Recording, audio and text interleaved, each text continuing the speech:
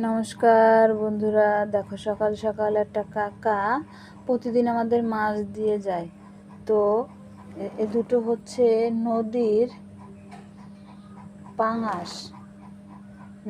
পাঙাশ, বলে, কিন্তু আমি দেখছি যে দুটো নদীর পাঙাশ নয়, দুটো হচ্ছে নদীর ট্যাংরা।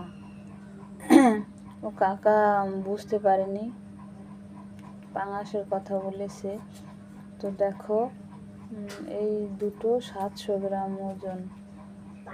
তো কাকা বললো যে বৌমা, তোমাকেই তো দেই, সবাই একটা একটা চায়, তো হয় না, তুমি এই দুটো নিয়ে নাও, একটু পয়সা কম নেবো তোমার কাছ থেকে।